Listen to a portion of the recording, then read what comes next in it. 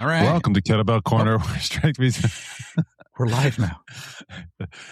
Welcome to Kettlebell Corner, where strength meets theory, where we take you on a deeper dive into all things kettlebells. I'm Jeremiah Waylon, and he's Roger Parks. And today, we're going to answer a question we got from the YouTube comment section. So put your questions there, and guess what? We'll answer them, as well as cover something popular kettlebell people are talking about, and I will set the record straight. You understand? How are you feeling, Roger? You ready? I'm good, thank you. I fucking hate that. I think I'll allow two people to whisper in my ear. Okay. And none of them are here. We were having some conversation off camera. Jeremiah is not a fan of turning on clips, reels, videos where people are whispering. So just so you know.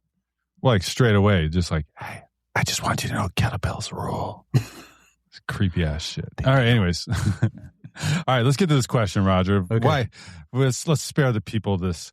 Okay, it says, gentlemen, good morning. I started double KB work last summer and discovered one of my cast iron 16-kilogram bells was about 1.25 pounds lighter than the other. This drove my OCD brain crazy.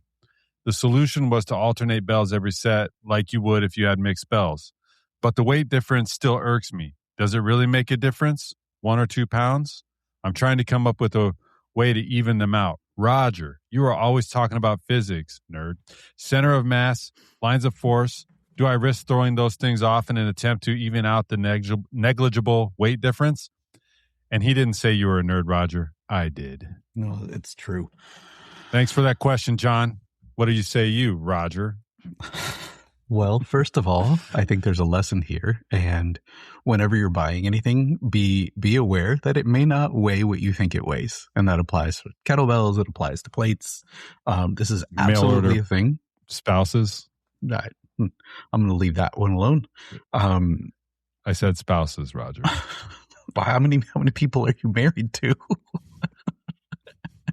Anyhow, I would make an email. So we want to make sure, you do want to make sure that you get reliable brands. It's going to happen with all brands, but some brands it'll happen more than others. So anyhow, that's one thing. What we're really looking at is the issue of symmetry, I think. And you can look at symmetry in a couple ways. Are we symmetrical as human beings? This is the first thing that I think about. No, we're not. We've got stuff on the right side that we don't have on the left side. And we tend to carry more physical mass on our right sides. Usually we're heavier there. It encourages a natural twist. It encourages what most people know as a scoliosis, which is really just curvature of the spine. I'm not going to talk too much about that in detail. It's beyond my scope, but I am aware that these things are normal.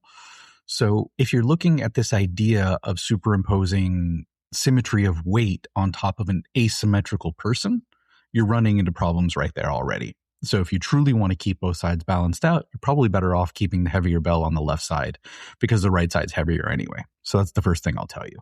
I think chasing symmetry in this sense is not fruitful. If you are worried about it, then the thing that I would definitely do is alter bells. I don't know how you keep track of them. I'm really curious. Do you paint one? Are they named? Does one Beavis have and Butthead? There we go. Does one have a chip? But you can definitely do that, and you're not going to throw anything off. But again, no matter what, you're looking at kettlebells and a human as a system. A human is asymmetrical if you were to divide both halves as a system. So everything is going to balance. If there aren't issues, then I wouldn't worry about it. Symmetry as it gets to where we really want to think about symmetry is as a predictor of injury. So if you look at, let's say you're on your back and you raise one knee up towards your chest with it bent, and you can touch one knee to your chest without your pelvis rolling under, but the other one goes about an inch off the ground and then starts to roll under. That's the type of asymmetry that we're really having problems with, is do your joints not work as well? If you have very little hip flexion in one hip and full hip flexion in the other, then we might be running into some problems. That's by the way, that's probably never going to happen, but we're just being hypothetical here. So what we need to worry about with symmetry is one side taking too much load and more load than it can handle. In the grand scheme of things, is £1 pound going to be enough? Probably not, especially again when we're not symmetrical creatures to begin with. And if it is a problem, I would just switch it, but you're not going to do anything catastrophic or anything really weird. As a little bonus, I would recommend, insofar as they still exist, go into a place like don't say it. Ankle weights. No. Oh, no. Go into a place like Target, for example, like a big box store. Walmart would probably do the same thing, and find 2 scales and put them on the floor side by side, and then stand on both and see what they read. My guess is I've never seen them read the same thing. So theoretically, if the scales are properly calibrated and you step, you're 200 pounds and you step on a scale and you should see 100 pounds on both scales. It's divided. That's not going to happen. What you're probably going to see is a significant amount of more weight on one side than the other. You'll probably see more weight on the right, but it's kind of a fun thing to see. I've seen discrepancy above 20 pounds. People are carrying more of their weight, 20 pounds more of their weight on the right versus the left. So that's kind of a quirky thing that you can do to see. Yes, for those listening, this is lost. Jeremiah is flexing. Anyhow, it's interesting, and it might make your OCD brain worse, but it also might make you realize that the whole thing is kind of fruitless anyway. To worry about asymmetries, pay attention to your body when you train. We've talked about same gentleman following stop signs when it comes to pain, and those are the things we want to think about. So if you're having some pain, then maybe it's an issue. Maybe we address it. You could just do unilateral kettlebells. You could just do one-sided stuff. You don't need to do doubles. I like doubles. In that case, just switch and don't worry about it. Sounds fair. All right. So don't worry. Everybody's weird, and we weigh different on different sides, it turns out. I learned that today, Roger. And, and when you go to the tailor next time and they ask you how you dress, then you know which side weighs more. Okay. Let's carry on. There's a weird one to the today, tailor folks. to get my clothes. Can you fit this T-shirt to me, please? Yeah. I basically wear my pajamas for a living. I'm not going to lie, Roger. I did have this particular T-shirt tailored, so that's weird. Just saying. I didn't like how long the sleeves were, and I didn't like that it said something on the sleeve. As you can see, if I roll it up, it says that thing it was supposed to say on the sleeve. I said, make it not say that, please. I don't want to advertise your force, Carhartt. Just your logo. Thanks. I'm a hardworking man from Detroit. Okay. I'm not either. Okay. So there's this internet going out. There's this video on the internet, and every now and again we'll call attention, or our attention will be called to this. I did see this video separate from Roger mentioning that he had a client, and you can elaborate on this. They had asked about this particular video with 2 people that I think are pretty popular in the kettlebell world. One extremely popular in like kettlebell sport and like kettlebell fitness, I would say, and seems like an all right person. I can't remember his regular name, but he goes by Lebe Stark, which I think is Sweden for like hard work or something like that. He does put in the effort, he does a lot more sport type stuff. And then the other one is, I think her name is Lauren Kansky. I think she works with the Ladder Company, which is a major performing kettlebell, or not really kettlebell, but weight training app. So screw them. Download the Bells app, where we won't give you this nonsense you're about to hear. But let's just break this down, Roger, and let's see what's right. Because, hey, we root ourselves in physics. Yeah? Okay? There's a whole book about it. Kettlebell Ballistics, The Essentials, A Practical Guide to Mathless Meathead Physics by the one and only Roger Parks. Okay, so get that book. Let's stop some of this silliness, and I do want to point this out, and it does make sense because you've held up the book. The point of what we're doing now is to not call anybody out. We have 2 perspectives. They do not agree with one another. They have merits, both of them, to what they're saying. I do think that there are some inaccuracies of both. I think one statement is more inaccurate than the other to a significant degree. But the point is to not call people out or make fun. The point is to allow whoever's watching or listening to reframe these things and say, well, wait a second.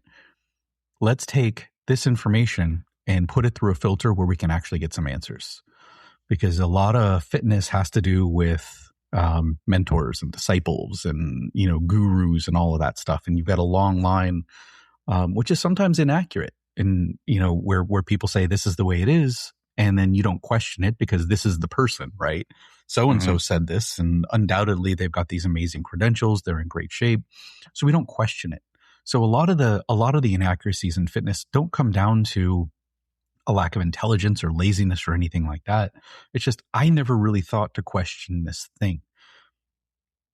Our approach is rooted in the idea that when we asked some of these questions to people, because I am naturally maybe more curious than other people, I didn't get good answers. And I kept asking and not getting the answers. So we found what works for us. And it is not anatomy, which is a great lens to look at stuff through.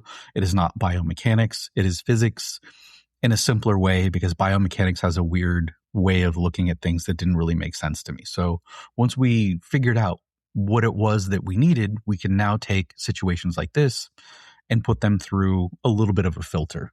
So we can look at some of the stuff. I don't want to, we don't have that much time today. So we're not going to spend a ton of time breaking every little thing down, but we want to show you another way that you could potentially look at this and not get caught up in who's right and who's wrong, because it seems to me that these are both smart people and they're both dealing with this civilly. So they see it a different way. So don't get caught up in right or wrong. Like, what are the rules that we can apply to see what this is and ultimately how it might apply to me? Yeah. And these people are good at kettlebells. I mean, they have good skills. They're strong as hell. I've seen them both. And here we go. Here's the video, the moment you've been waiting for. Let's talk about the point of a kettlebell swing. What are we training? We are training power and explosiveness out of the hips along the x-axis, so horizontal force. The movement pattern that a kettlebell swing is training is a broad jump going across for an optimal. Okay, Roger, let's start there. What say you? And, the force thing is something I know gets bantied about a lot in fitness and kettlebells particularly. Where's the direction of this force? And with the swing, it is often said a horizontal force. It's a horizontal force. Help clear this up, and maybe do you want to chime in on that? Okay, so for those watching, the face he's making right now looks as though he's just smelled a fart and he's wagging his finger, because what she's saying is just inaccurate. It is physically inaccurate about the broad jump, and more specifically the angle of force. Now, the first thing she says is the point of a swing is. We immediately, we don't disqualify what people are saying, but as soon as someone says the point of, they might say, if the point of this is this, then we're starting to have some context. But there are a lot of reasons to do kettlebell swings. And what most people call power and explosiveness, perfectly valid reason, but we immediately want to have our ears perk up, like, well, wait a second, maybe this isn't why I'm doing swings. There are other valid reasons. Now, what we're really getting into, and I think the point that she's trying to make, is that the point of a swing is to generate power through what's called she says the x-axis, so horizontally. In terms of the kinetics of the lift, okay, and these are, we mentioned this stuff before. The two ways you can look at a lift, kinematically, how a lift looks, and then the motion you can trace. There are other things that go into that, but just think of it how the lift looks, and then kinetically how you generate the forces. So she's repeating what is common with kettlebell coaches, which is a kinematic understanding of a kettlebell swing. You see the hips coming forward, you're using the glutes, you feel the glutes, therefore the purpose of this is to generate horizontal power. Now, that is incorrect in terms of how a swing is actually created, and he's absolutely right to call this out. The study he's going to mention does cover this, but if you understand life on Earth and motion, then it couldn't be any other way. It has to be vertical force. This is ground reaction force. This is we're accelerating an object under gravity, which falls vertically. The predominant force in this case, the way humans interact with gravity, the way you would swing a bell, can only be primarily vertical. Now, this is where it gets a little confusing with people, or for people rather. And this is where I disagree with him a little bit too. He seems like maybe he doesn't give this enough attention. Maybe he understands it, but he doesn't hit it hard enough in this video. The force you're generating is vertical, right? But the displacement, the movement of the bell is both vertical and horizontal. It's not just one. So just because the force is vertical, it doesn't mean that the bell should only be horizontal, or should only be vertical rather, in the way it moves. So an example I use is, you think about a cartoon. If you've watched cartoons, someone steps on a rake. It's a vertical force. It's hilarious. Straight down. Okay. Yeah. But what happens? You step on the rake and it swings up and slaps you in the face. Right? Hilarious. If you look at the handle of the rake, it traces an arc, right? Or part of a circle. The vertical force has to act along this lever based on the shape of the rake. So it's vertical force, but the rake doesn't go straight up and down. It goes in an arc, which is a combination of, if you were to trace it, both vertical and horizontal movement. So it's not horizontal force. He's correct about that. It is vertical force primarily. But what really moves a bell is torque. And that's when force moves through basically other objects, when there's an axis of rotation and those things don't completely line up. So if you can think of another example of, let's say, a catapult, or someone out there is going to correct me and say it's a trebuchet, whatever. When you look at these things, water boy, when you think about these things, what you essentially have is a medieval siege instrument, right? You're launching boulders at a castle, and there's a boulder, let's say, in a basket, and there's some sort of force, whether it's a spring or there's a weight holding it in place, or a rope. And when you cut the rope, this thing drops vertically.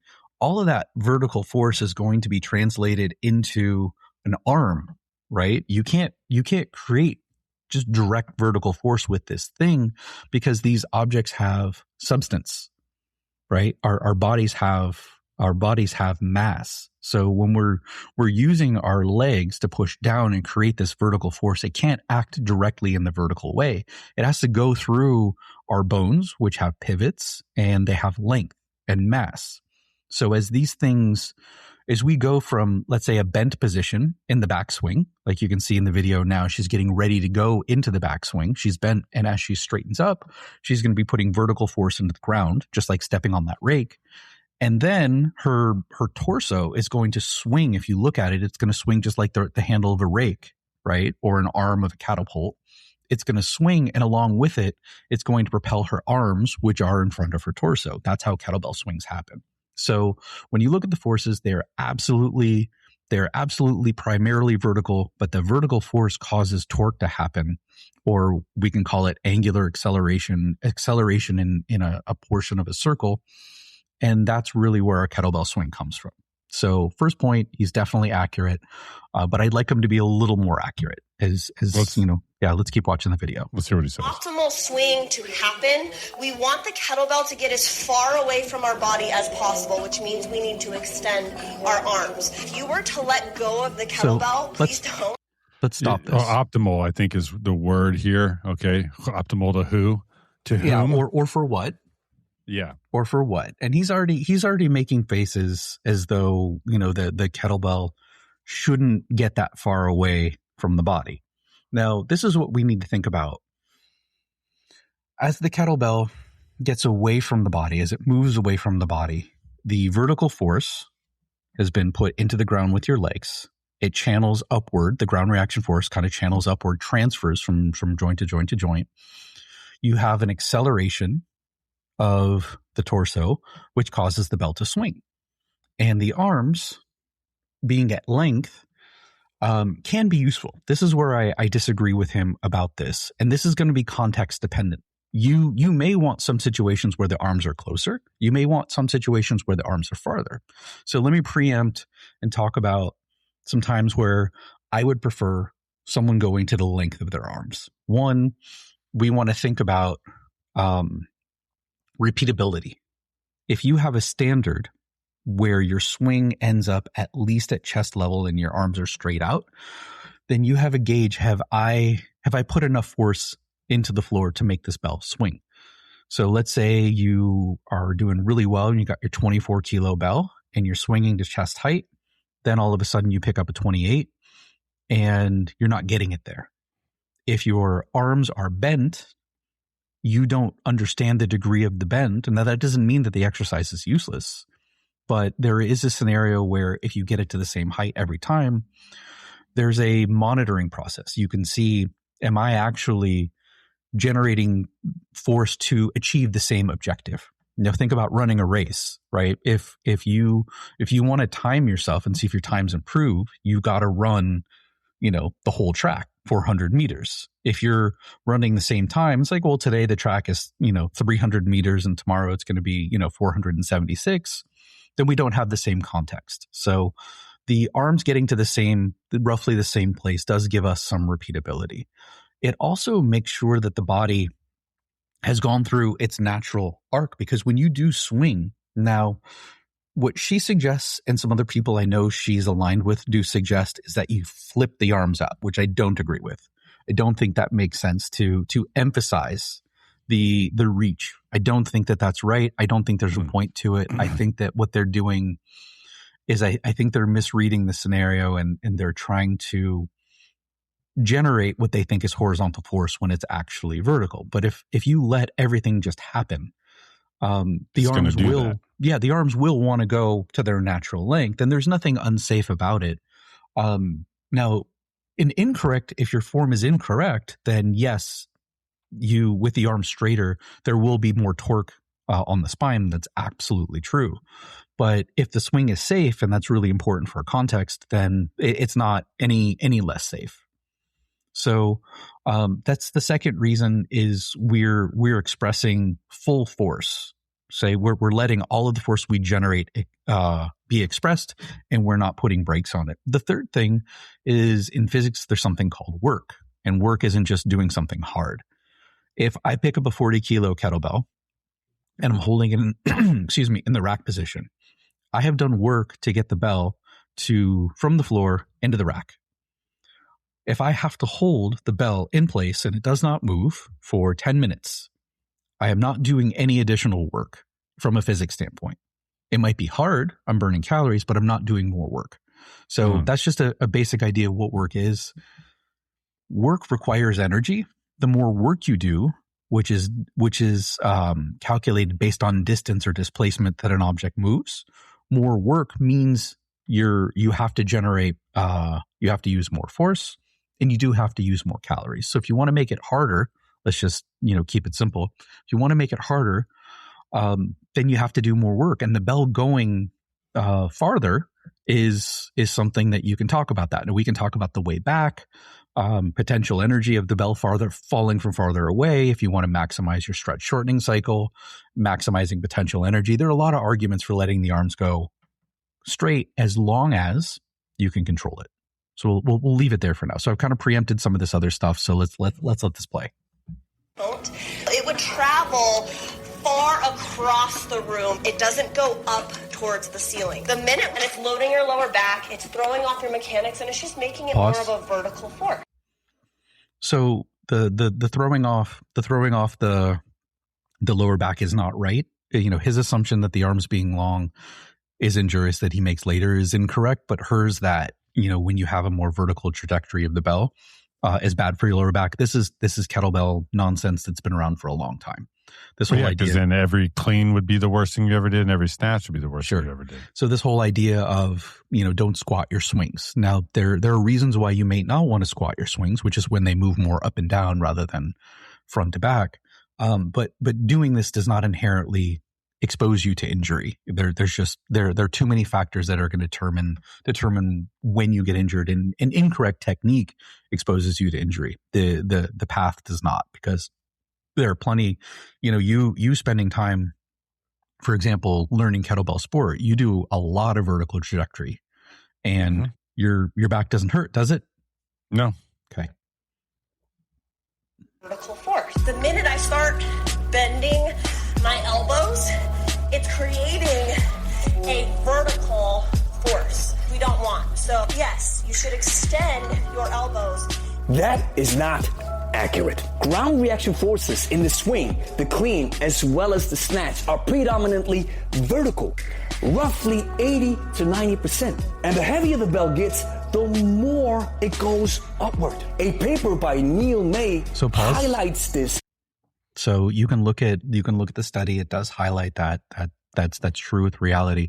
But an interesting thing about a heavier bell requiring it to be more vertical, you're going to need to stay a little more vertical in order to stay balanced. You've got a bigger, heavier bell surging in front of you, and it wants to pull away from you. If you keep your arms really straight, you might get to a point where you're strong enough to swing the bell, but you don't weigh enough in order to offset it. So you'll see when people get really heavy bells, I'm probably fine for some reps with, let's say, a 52 kilo. But if I go above that, I have to bend my elbows or I'm physically pulled off balance. And it's not that I'm not strong enough, it's that I don't weigh enough. So somehow I were strapped in place, I'd be okay. Otherwise, I've got to shorten the elbows, make it a little more vertical, or it's going to pull me forward. Highlights this distinctively and clearly. He's tagged in the post, by the way, so please reach out to him and ask for the data. So if you lock your arms excessively at the top of the swing, you're wasting energy because you're creating unnecessary effort. It's like doing a barbell. So let's talk about that. So this is where I don't agree. The energy, when we look at really tight language, it is less efficient, meaning to accomplish the objective, meaning the swing or the rep. Now he's a kettlebell sport athlete and he thinks in reps. So if you're just thinking how much energy do you need to use a swing, he's correct. And that this is a less efficient way. And we can talk about wasted energy. But what I would say, why I don't like this framing is, what if you want to waste energy? What if you want to burn calories? What if you want to get tired? Now you could have a counter argument to that. Well, why not just do more reps the other way? Totally fine. It's a valid counter argument, but you may not want to. You may want to do fewer reps. You may want to express that force a little bit more. Maybe you don't have as much time. So there's a valid argument going either way. But I'm reluctant to talk about, again, we're talking out of context here. So some contexts would allow you to do this. In other contexts in kettlebell sport, this would be silly. Yeah. And that's, sometimes that's if your bias is in kettlebell sport, then you're going to say, well, the efficiency is off with that long arm. Absolutely. Absolutely. Where you could say, and you could even say in the hardstyle way, that's the moment your arms are at their length and the bell is floating. That's like the moment of the rest, so to speak. Sure. So wouldn't that equate to efficiency then? You to would an get extent? Well, to argue with you is you would get the same with your elbows bent. You'd get the similar rest. The rest has to do with the acceleration of the kettlebell. Mm-hmm. So once it's, I do this thing just to show my clients that you don't need to use your arms to get a bell at the top of the snatch. So I start the movement and then I actually let the bell go and then catch it at the top. So it's fancy. You don't need, when your arms, if your arms were attached to the bell, as long as you get that speed up enough, like the acceleration up enough, it's going to go on its own. So you're still going to have that float, regardless of whether the arms are straight or whether they're straight or they're bent. There's one other thing that we can talk about. I don't want to forget about this. This is kind of a simple thing, but when we look at let's just call it speed. I'm going to get inaccurate from a physics standpoint, but I'm trying to explain this to people who, like me, who don't have a background in this stuff. Have you ever been on a merry-go-round? Heck yeah. Okay. I love it. So when you were a kid, where do you stand? Well, when you're a kid, you stand, I guess, at the edge. I don't know. Well, I mean, in the middle. I know where this is going. So okay. So then you should don't be ask helpful. me, pal. Thanks for nothing, jerk. All right. So if you stand on the edge of a merry-go-round, which makes a circle, this has to do with rotational mechanics and angular momentum and some other stuff. But if you're standing on the edge of a merry-go-round, you're going to feel more forces. You're going to feel like you're going faster because you will be. Than if you stand in the middle. And I mean that in a literal way. The whole the whole merry-go-round has mass.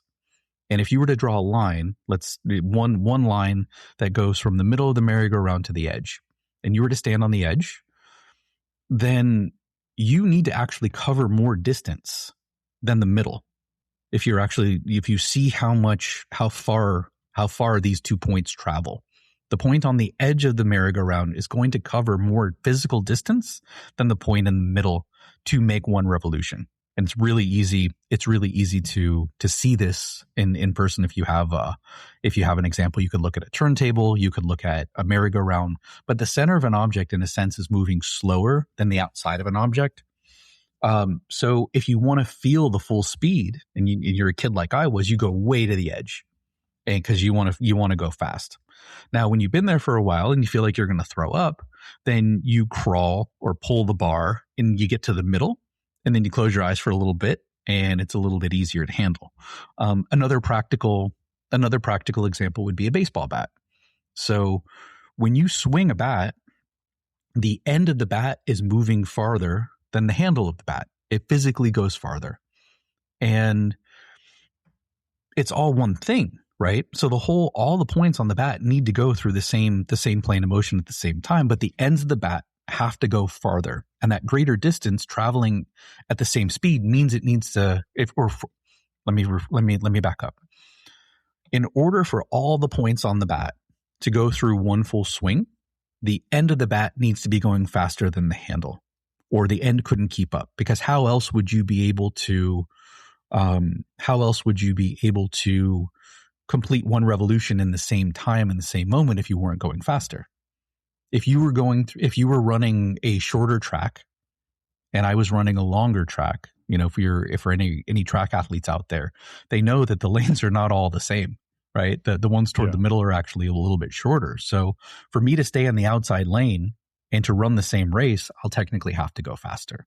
So this is one other point when you're looking at distance, and this is the real point of this, is the distance that you travel.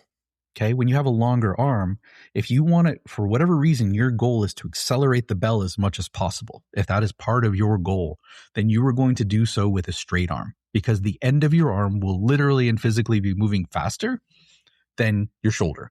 So if that is part of your goal, then you want a straighter arm, because it's going to accomplish that. And it's going to require more muscle. It's going to require more energy in order to make that happen. So you shorten your arm, then you shorten the distance you need to go.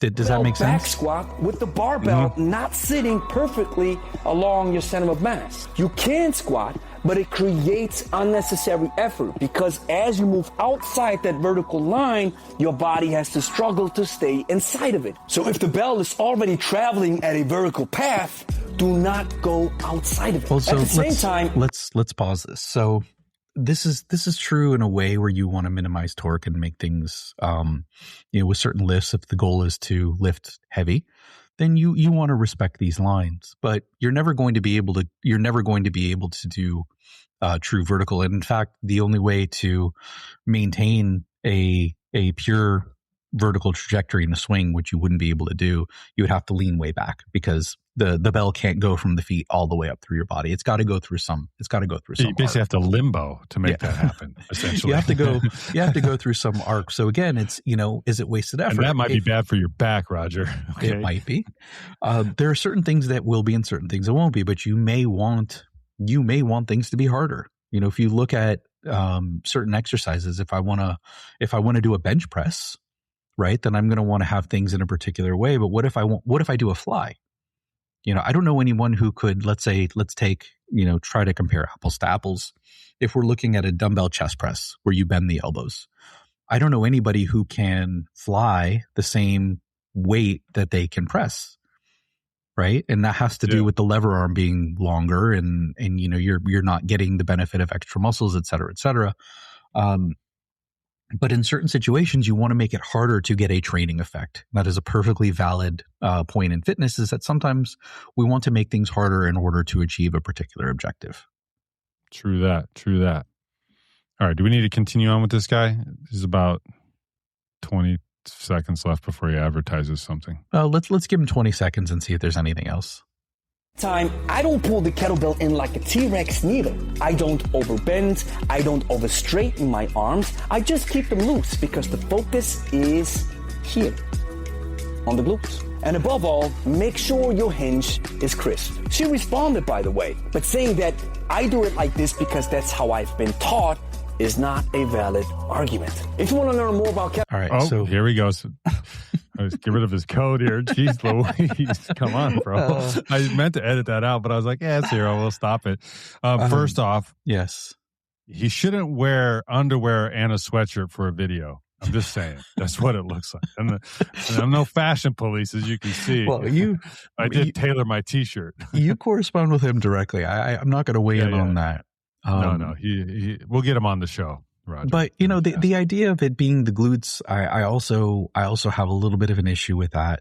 Not that it's not that that's probably not your prime mover, but it's also the quads, it's also the hamstrings, and the focus being on the glutes, or this idea of a hinge. I also don't like a swing being called a hinge because it simplifies things, and it takes away the muscles that can generate vertical force. So I'm not a big fan of that. And one thing to remember that a lot of people don't necessarily get is they think that the glutes, because they extend the hip and the pelvis moves forward and back when they contract, they think it's a horizontal force. It's not. It's still creating vertical force. If your glutes contract and your feet are touching the ground, then your glutes are going to be a very powerful, what we call knee extensor. When your glutes contract and your pelvis comes forward, everything's going to happen at the same time. And they're going to be very effective at straightening the knees, basically. So the swing is about bending into position to load it and then straightening really fast. And the glutes are going to they're going to work with hip extension, but they're also going to work with knee extension. So really important. Again, he's not wrong about these things, and I'm okay with the language, but I do think that language somewhat undermines his point in terms of practice. When one of the problems I have in the kettlebell world, specifically the hardstyle world, is so much emphasis on the glutes and thrusting hips forward and horizontal force, it will actually make your swing less effective. If your goal is to push the hips forward rather than drive the legs down, your swings will be worse. If your goal is to just stand up really fast, your swings will be better. And there's a lot of physics that will go into that I don't want to talk about because I've probably already tested people's patience enough as it is. But we want force down. We do not want the hips surging ahead of the feet. That causes problems with the low back. It takes away your force production and it makes things worse. So all in all, I think his points for the most part were valid, although there is a completely valid reason to have the arm straight. And there's some physics reasons too. So these are going to be context dependent. His argument about the forces being vertical rather than horizontal, that's true. And what she's repeating is a very common in the hardstyle world, and it just isn't accurate. You get a lot of top tier strength and conditioning coaches that talk about horizontal force production. Running is not horizontal force production. Just because you are moving horizontally or displacing horizontally does not mean that you are producing horizontal force. Most of the force you are producing is down to cause ground reaction force, and you're essentially jumping forward a bunch of times. Yeah. Anyways. So hopefully that answered the question. There was one other part of the question that I got. This was actually someone contacting me on Instagram. The cues do matter, and that was a point of this from a practical standpoint. Does cueing matter? Cueing absolutely matters, and that was the last point. Really, if your goal is to push the hips forward of the feet, you will lose force production. And you can try this. If you can, just standing up unloaded, you can push the hips forward without straightening the knees. It's not going to be very effective. If you get into the bottom of what most people would call a hinge position and straighten the knees enough, what you will probably do is fall over. You'll probably fall forward. What you need to do is you straighten the knees. Your hips need to shoot forward in order to balance you. It's going to happen reflexively. It's going to happen automatically. It's going to happen as a byproduct of your shape and how you're engineered, how you're built, where your joints have that motion. Just like the rake or the catapult, the trajectory of the object is going to depend on the direction of the force, which is down, and the shape of the object. So we don't need the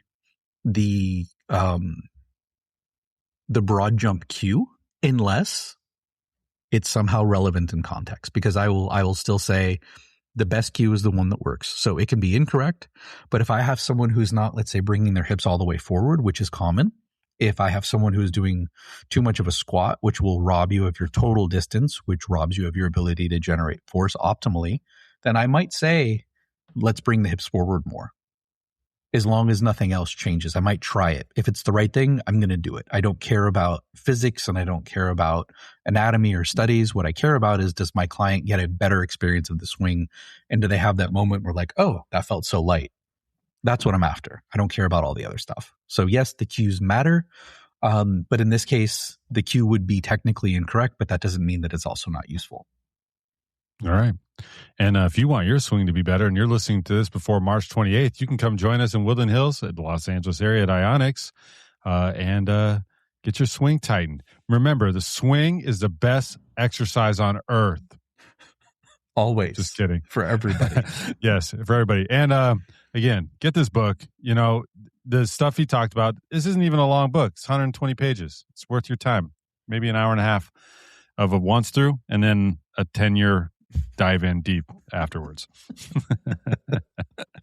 Anyways, that's on Amazon. It's always in the link. Download the Bells app, all that good stuff. We appreciate you listening.